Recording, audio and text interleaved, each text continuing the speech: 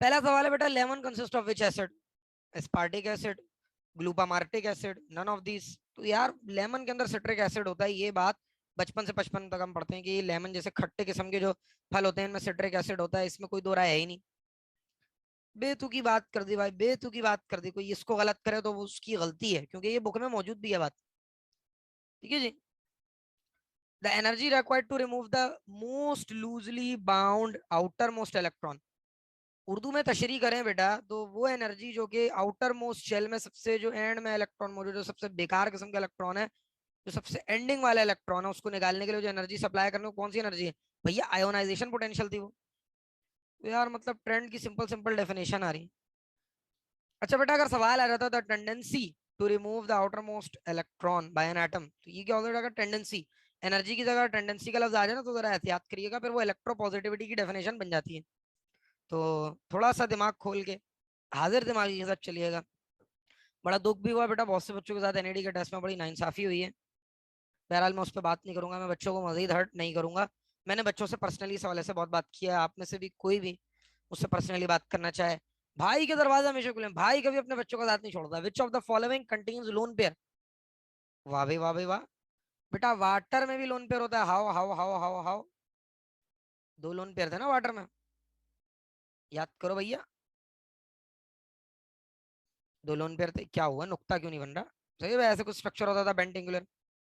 नमूनिया में भी lone pair था भाई, नमूनिया में नाइट्रोजन सेंट्रल एटम में भी लोन पेयर होता है, हाइड्रोजन लगा था। यार ये तो सिंपल वीसीपीआरटी से सवाल उठ के आया है। भैया मीथेन में लोन पेयर नहीं होता था, मीथेन में कोई लोन पेयर शोन पेयर का चक्कर नहीं होता था। जिसने sp3 hybridisation according to VSCPRT model, उसकी तीन ओरिएंटेशन पढ़ी है, one lone pair, two lone pair and zero lone pair वाला केस बॉन्ड एंगल वंगल, वो तो direct both A and B पे लगा के आगे निकल गया होगा, बाकी बच्चा फिर ऐसे तुक्के लगा रहा होगा भैया। इसलिए बोलते हैं कोर्स का कंटेंट पूरा होना चाहिए। अच्छा बहुत से बच्चों की हलाकत हुई है जो कि इस गलत फहमी में थे कि रिड्यूस सिलेबस से आएगा, तो उन बच्चों को मैं ये बोलूंगा बेटा हमने आपको आगाह किया था, आपने हमारी बात नहीं सुनी, हमने आपको आगाह किया था। बहरहाल अब नसीहत पकड़ लो बच्चों, मेहनत कर लो भाई, ये हफ्ता मेहनत कर लो, एनईडी का जो है वो आपको समर मिल जाएगा। ठीक है जी, फायदा मिल जाएगा। आगे चलते हैं। Dash particle has mass same as that of electron but charge is opposite. भैया कौन सा पार्टिकल है कि जिसका मास मास मास इलेक्ट्रॉन के बराबर है मगर चार्ज अपोजिट है? अपोजिट चार्ज से फौरन बच्चों के ध्यान में प्रोटॉन आया होगा, मगर रुको जरा, सबर करो। इन्होंने बोला भैया मास उसका इलेक्ट्रॉन जितना ही है, ये पॉजिट्रॉन की बात हो रही है। ये थोड़ा बहुत फिजिक्स से रिलेटेड सवाल आ गया मगर फिर भी वैलिड है, केमिस्ट्री के पोर्शन में भी इसको रखा जा सकता है। यार ये सवाल बहुत प्यारा है यार, ये सवाल देख के मेरा दिल खुश हुआ है। ये सवाल बच्चे को थोड़ी मैथमेटिक्स करने में मजबूर करते हैं।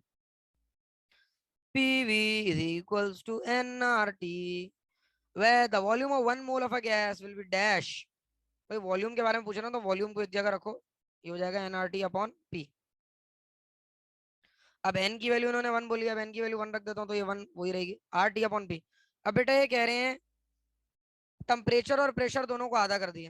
बेटा मैं टेम्परेचर को भी आधा कर दूं, प्रेशर को भी आधा कर दूं, आधे से आधा ये फिर कैंसिल आउट हो जाएगा, यानी कि रिमेन सेम वाली सिचुएशन होगी। ठीक है जी। बड़ा प्यारा सवाल था ये मैथमेटिकली, इसमें टू से टू कैंसिल हो जाएगा तो हाफ करने से भी कोई इफेक्ट नहीं आएगा टेम्परेचर प्रेशर को दोनों को। ठीक है जी। KMnO4 is best dash agent. यार थोड़ी सी भी ऑर्गेनिक पढ़ी है तो आपने देखा होगा KMnO4 हमेशा ऑक्सीडाइजिंग के काम आ रहा होता है, तो बेहतरीन ऑक्सीडाइजिंग एजेंट है ये। देखो किसी बेवकूफ ने इसका, जिसने MCQ बनाया था, ये ट्रैवल एजेंट लिख दिया। क्या बदतमीज है भाई, ट्रैवल एजेंट कहाँ से आ गया बीच में? मस्तियां कर रहे हैं एनडी वाले। कोलेस्ट्रॉल इज मेनली, ये MCQ तो हर उस पनौती बच्चे का गलत हुआ है जिसने भाई की बात नहीं मानी। मैंने क्या बोला था बेटा? रिड्यूस सिलेबस नहीं पूरा करके जाना, आपको पढ़ाया भी पूरा किया था। अब ये लिपिड से सवाल आया, लिपिड जो है वो रिड्यूस में कट गया था मगर एनएडी में तो सब आया ना भाई। बुक में लिखा हुआ है cholesterol is mainly called as steroid. Lipid के टॉपिक में स्टेरॉइड का सब टॉपिक आता है, स्टेरॉइड की एग्जांपल में कोलेस्ट्रॉल भी एक। अच्छा कोलेस्ट्रॉल एक तरह से अगर मेनली का लफ्ज हटा दीजिए तो एक लिपिड है, मगर लिपिड ऑप्शन में नहीं था। तो जो बच्चा हमारी बात नहीं माना वो फिर पछताया। आगे चलते हैं। The sum of partial pressure of gas is present in a simple. हो इसका भी जवाब बताऊं क्या मैं तुम लोगों को? स्ट्रेट फॉरवर्ड डेल्टन लॉ की स्टेटमेंट बोली हुई है यार, दैट्स इट। जी यार कुछ बेवकूफ बच्चों ने हेनरी लॉ लगाया यार, उनकी तो शक्ल पे जो है ना वो मैं यही बोलूंगा कि वो फिटकार बरस रही है। इतनी इतनी सिली मिस्टेक यार। असल में आप लोगों की गेम खराब होती है बेटा जब आप घबरा जाते हो। घबराना नहीं है भाई, टेस्ट आसान है, टेस्ट आसान है, घबरा जाते हैं आप लोग। और फिर कुछ हमारे बच्चों के साथ नाइंसाफी भी हुई है, जिसको मैं कंडेम करता हूँ। अल्लाह पाक जो है वो उन लोगों को निस्तो नाबूद करे, गारत करे, जिन्होंने हमारे बच्चों के मेरिट की अक्तलफी की है। बेटा याद रखिएगा, ऊपर एक जात बैठी हुई है जो सब देख रही है, और उससे कुछ छुपा हुआ नहीं है, और ये हमारे ईमान का तकाजा भी है। याद रखिएगा बेटा, आपका इंसाफ वो अल्लाह की जात करेगी। The formula of cryolite is Na3Alf6। अच्छा बेटा, ये 4 शिफ्टों में आया है, क्या पता ये रीटेस्ट के अंदर भी आ जाए। मेरे ख्याल में क्रायोलाइट जो है ना, उन्होंने, इनको क्रायोलाइट बहुत पसंद है एनएडी वालों को, बार बार पूछा इस मरतबा। विच of the following is a double salt. यार ये बड़ा प्यारा सवाल था बेटा। डोलोमाइट भी ना एक डबल सॉल्ट है, इसका फॉर्मूला होता है MgCO3.CaCO3। चाइल्ड सॉल्ट पीटर होता है NaNO3, ये एक डबल सॉल्ट नहीं है, ये आपने फर्टिलाइजर के टॉपिक में पढ़ा होगा, चाइल्ड सॉल्ट पीटर। अच्छा, एलम भी एक डबल सॉल्ट है, K2SO4.Al2SO4। इसका जवाब क्या बनेगा बेटा? इसका जवाब बनना था बोथ A एंड C। ये बी काट के मैं सी कर रहा हूँ, ये टाइपिंग एरर है, ठीक है जी। अच्छा बेटा, एनएडी में टाइपिंग एरर नहीं था, ये जिसने ये टाइप किया हुआ उसकी तरफ से एरर है, ठीक है जी, घबराइएगा नहीं। एनएडी में इसका ऑप्शन बोथ ए एंड सी ही था, ठीक है जी। एक छोटा सा बंड है भैया, माजरत फॉर दिस बंड। आ जाओ आगे, चलो भाई। Strong intermolecular attraction among molecules can. बेटा ये बड़ा प्यारा सवाल है, कह रहे हैं कि इंटरमोलिकुलर अट्रैक्शंस जो है वो मॉलिक्यूल्स के दरमियान बढ़ गई। Increase the gas pressure, decrease the gas pressure, elevate the gas pressure, all of these. बेटा अगर इंटरमोलिकुलर अट्रैक्शंस मॉलिक्यूल्स के दरमियान ज्यादा होंगी, गैस प्रेशर क्या होता था याद करें, according to kinetic molecular theory, gas pressure होता था गैस की जो कंटेनर है उसकी दीवारों से टकराव की सलाहियत, वो टकराव बढ़ता है तो गैस प्रेशर बढ़ता है। बेटा मॉलिक्यूल्स के दरमियान अगर बहुत ज्यादा फोर्सेज होंगी तो गैस के मॉलिक्यूल दीवारों से ज्यादा टकराएंगे नहीं, जब ज्यादा टकराएंगे नहीं तो प्रेशर डिक्रीज होगा, तो मॉलिक्यूल्स की दरमियान फोर्सेज बढ़ती हैं तो गैस का प्रेशर घटता है, ठीक है जी। अच्छा सवाल था। Delta H is equal to H1 plus H2 plus dash dash dash plus HN। बेटा ये हैसेस लॉ की मैथमेटिकल स्टेटमेंट है कि enthalpy change of multiple step is equal to the final enthalpy change. अच्छा क्वेश्चन है। When amino acid is dissolved in water it becomes zwitterion. Amino acid का topic जिसने भी पता उसको पता होगा भाई, अमाइनो एसिड किसी भी पोलर सॉल्वेंट में जाके डुअल लाइन में टूटते हैं, जिन्हें ज्विटर बोलते हैं, जर्मन जबान का लफ्ज है ज्विटर, ये बुक की लाइनों से आया। Which of the following will easily lose electron. ओ हो क्या सवाल है बेटा। भैया पहली बात तो ये कि non metal electron easily lose नहीं करते, मेटल लूज करते हैं, तो क्लोरीन और फ्लोरीन को तो पहले ही लिस्ट से हटा दो। अब लिथियम सोडियम में से भी कौन सा ऑप्शन है बेटा? डाउन द ग्रुप जाते हुए इलेक्ट्रॉन देने की सलाहियत बढ़ती है, लिथियम और सोडियम में नीचे कौन है बेटा? सोडियम है, तो sodium is the best option. आगे चलते हैं बच्चों। RSH is a functional group. बेटा अगर आपने फंक्शनल ग्रुप का टॉपिक का वो जो चार्ट है चैप्टर नंबर 6 में बुक के अंदर वो देखा है, तो उसमें आपको पता होगा कि RSH थायो अल्कोहल फैमिली होती है। फंक्शनल ग्रुप के चार्ट में क्लियरली मेंशन है। यहाँ चैप्टर नंबर 8 ग्रिग्नार्ड रिएजेंट वाला जो चैप्टर था ना, एल्काइल हैलाइड, उसमें भी थायोल अल्कोहल का जो है ना वो SH ग्रुप का जो है न्यूक्लियोफाइल बयान हुआ है, थायो अल्कोहल फैमिली बनती थी, इस तरह का जिक्र हुआ है बुक में। द हाईएस्ट, ये कुछ इस तरह, ये जो इस तरह के सवाल होते हैं बेटा, ये मेमोरी जजिंग सवाल होते हैं, ये वो बच्चा ठीक कर पाता है जिसकी मेमोरी अच्छी है, जो प्रॉपर पढ़ के गया था, जो पढ़ाकू बच्चा था। The highest bond association energy will be of. बेटा हाईएस्ट बॉन्ड एसोसिएशन एनर्जी उनकी होगी जिनका बॉन्ड बहुत टफ है, वो है HF। इलेक्ट्रोनेगेटिविटी का डिफरेंस बढ़ता है, इन दोनों में सबसे ज्यादा इलेक्ट्रोनेगेटिविटी डिफरेंस है, तो बॉन्ड और ज्यादा स्टेबल होता है, और ज्यादा बॉन्ड स्टेबल होता है तो ज्यादा से ज्यादा एनर्जी प्रोवाइड करनी होती है उनको डिसोसिएट करने के लिए।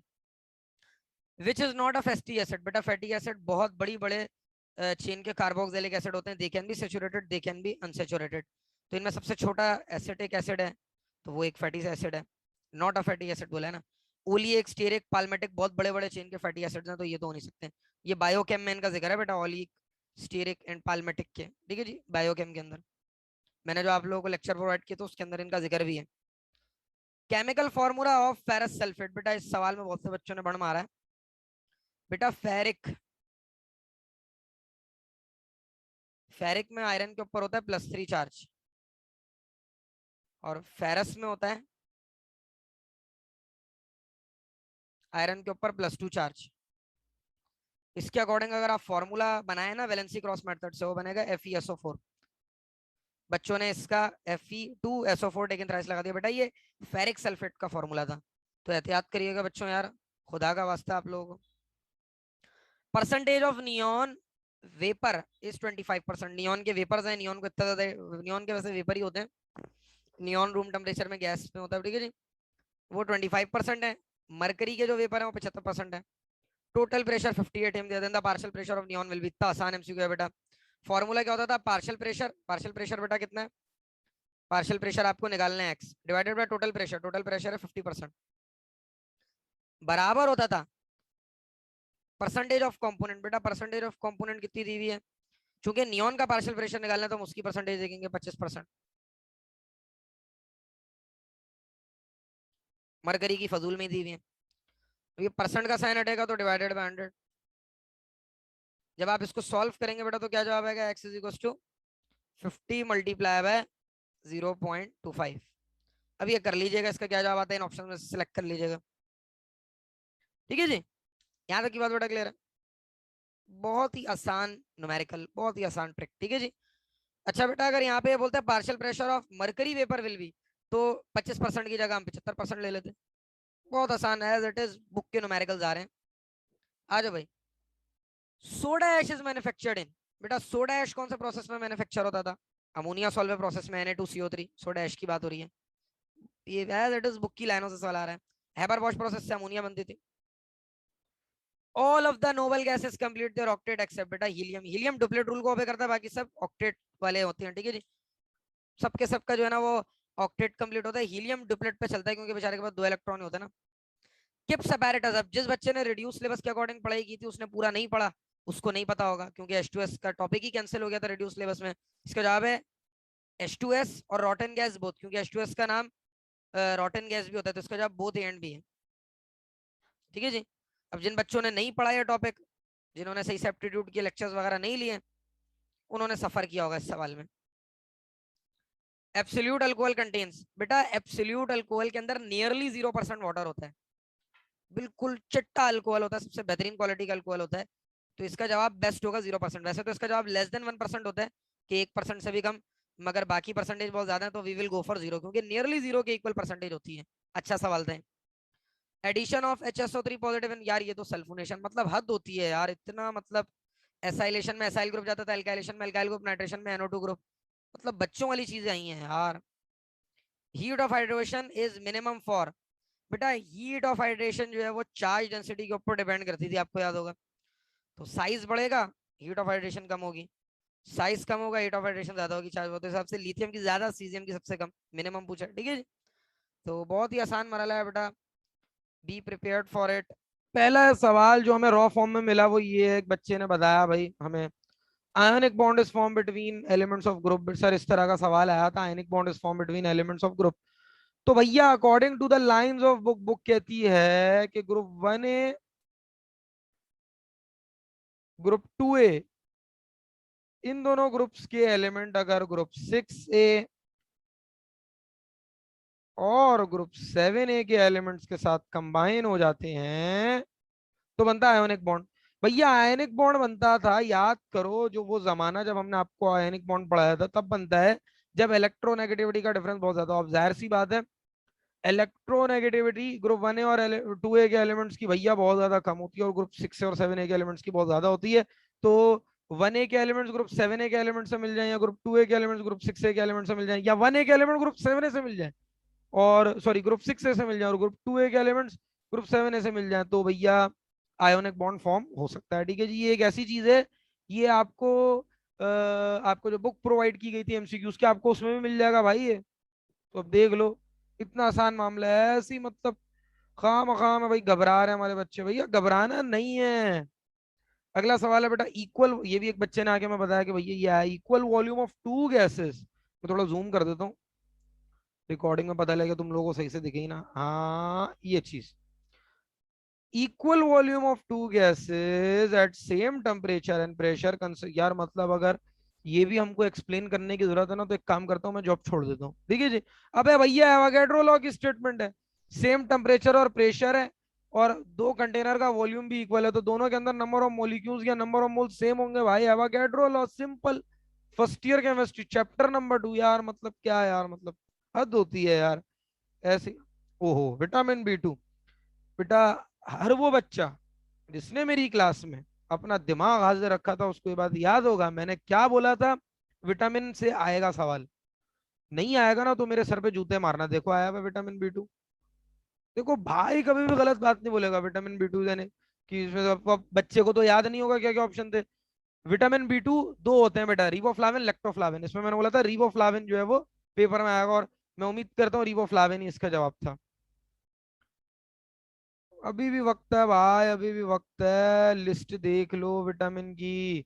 फॉर एग्जाम्पल किसी के पेपर में आ गया विटामिन B5, अब जिसको लिस्ट याद होगी तो वो कर जाएगा, जिसको नहीं याद होगी तो फिर क्या बोले हम, हैं?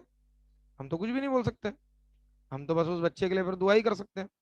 ठीक है जी। तो भाई घबराना नहीं है, वही आ रहा है जो आपको पढ़ाया गया है, कुछ भी बाहर से नहीं आ रहा। बस हमारे यहाँ ना कि अफवाहें उड़ जाती हैं, बच्चे अफवाहों पे यकीन कर लेते हैं, फिर वो मसला शुरू होता है।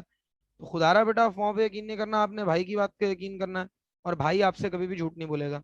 ठीक है जी।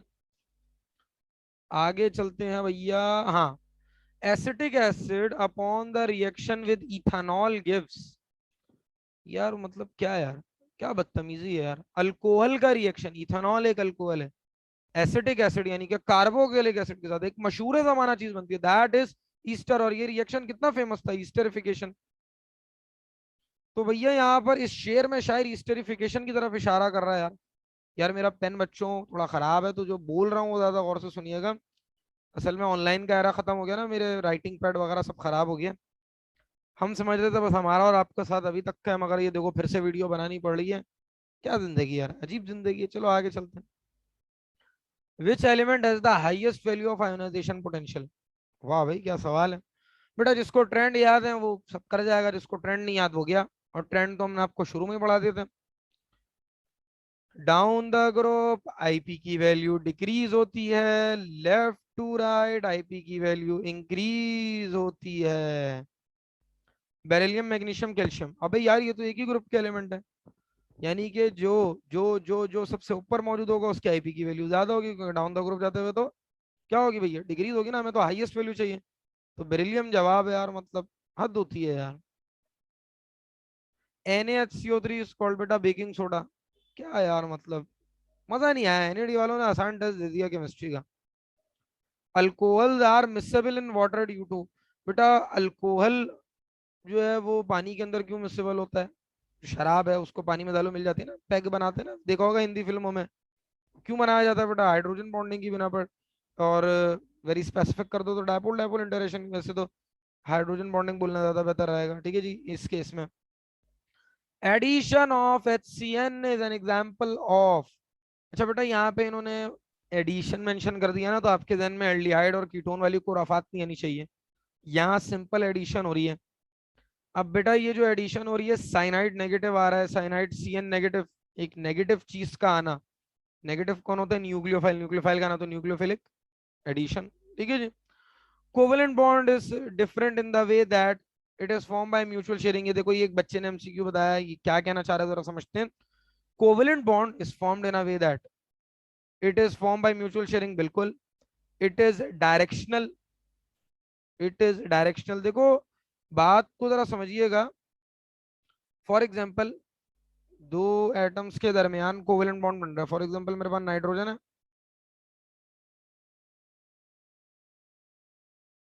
ठीक है जी। ये मेरे पास नाइट्रोजन है, नाइट्रोजन गैस के मॉलिक्यूल में बन रहा है कोवेलेंट बॉन्ड। अब बच्चों ये जो कोवेलेंट बॉन्ड बन रहा है, इस कोवेलेंट बॉन्ड में क्या हो रही है, म्यूचुअल शेयरिंग हो रही है ना।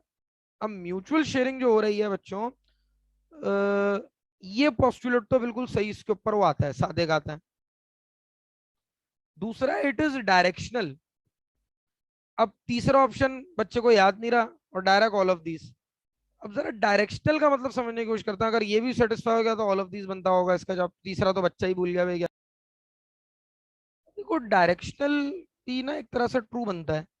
क्यों बनता है, क्योंकि कोवेलेंट बॉन्ड ना ऑर्बिटल की ओवरलैपिंग की वजह से बनता है। अब ओवरलैपिंग ऑफ ऑर्बिटल एक पर्टिकुलर ओरिएंटेशन में होगी, एक पर्टिकुलर डायरेक्शन में होगी। एस का ओवरलैप हो गया, SP का हो गया, तो इन डायरेक्शनल बॉन्डिंग होती है। तो ये दोनों सादे आते हैं। अब तीसरा ऑप्शन देखो है ही नहीं, अब मैं क्या बोलूं यार।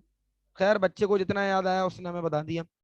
मैं चाहता ना मैं MCQ की डेंटिंग पेंटिंग करके भी आप लोगों के सामने वीडियो बना सकता था, मगर मैंने इज्तनाब किया। मैंने बोला एज इट इज जो बच्चों ने आके हमें बताया हम उसमें कोई मिर्च मसाला नहीं लगाएंगे, जो हमें बच्चों ने आके ओरिजिनल बताया है हमने वही आपके सामने पेश कर दिया। ठीक है जी। HCl contain which bond. भाई HCl के अंदर कोवेलेंट बॉन्ड होता है, मगर कोवेलेंट भी कौन सा, पोलर कोवेलेंट। क्योंकि HCl में chlorine partial negative, hydrogen partial positive होता है due to electronegativity difference. Which of the following is a polar compound? बेटा पोलर कंपाउंड जो है वो कोवलेंट कंपाउंड्स के अंदर जो होता है, ठीक है जी, पोल का क्रिएशन जो है वो कोवलेंट, क्योंकि आयोनिक कंपाउंड के अंदर तो कंप्लीट चार्जेस की डिस्ट्रीब्यूशन होती है ना, Na completely positive, Cl completely negative.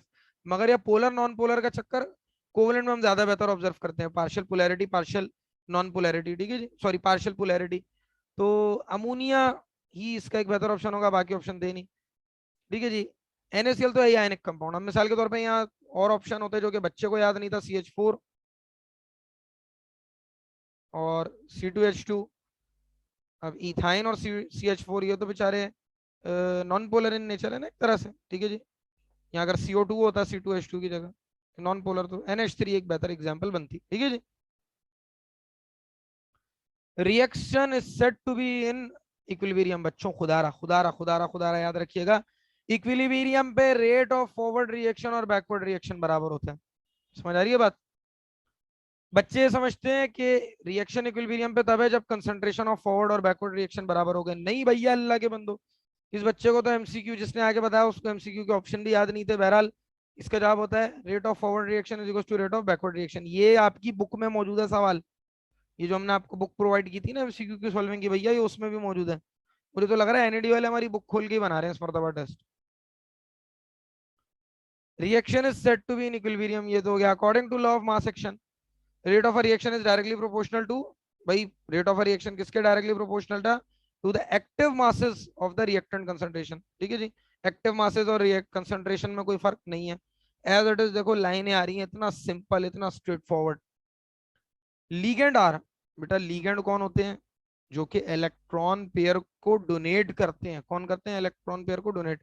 और इलेक्ट्रॉन पेयर एक्सेप्टर कौन होता था? Transition element. ये चैप्टर नंबर 5 से आ गया भाई सवाल, एज इट इज। देखे मैं कोई जितना मुझे बच्चों ने बताया मैं वैसे ही आपके सामने प्रेजेंट कर रहा हूँ, just to give you an idea. अब ये नहीं कि याद करके पहुंचो ये आएगा, नहीं भैया।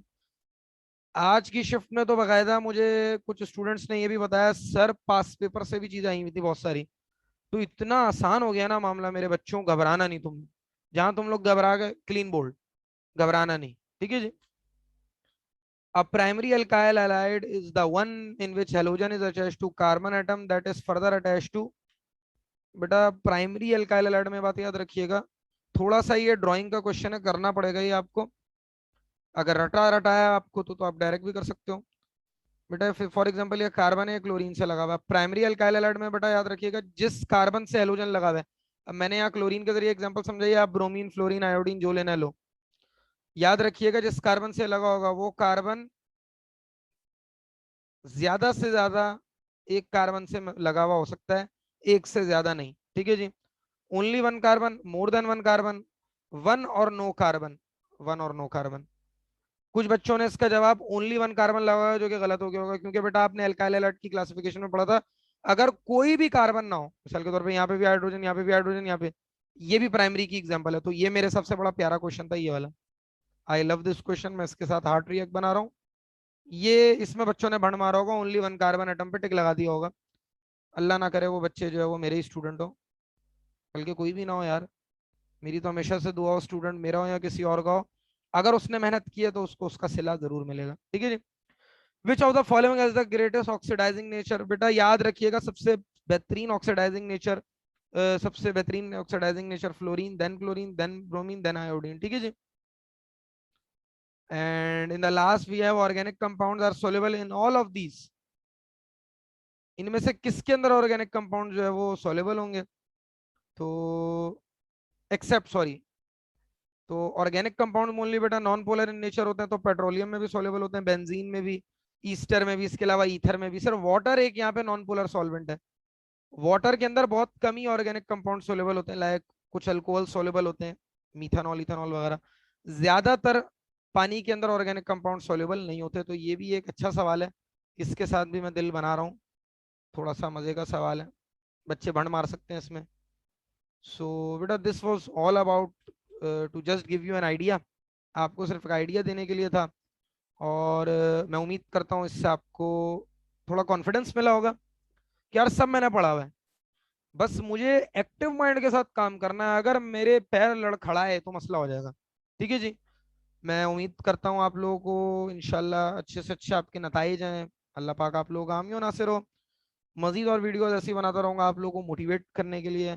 बेटा बस जाएं और बस ऐसी की तैसी कर दें, और इंशाल्लाह आप लोग जरूर कामयाब होकर लौटेंगे। अल्लाह हाफिज।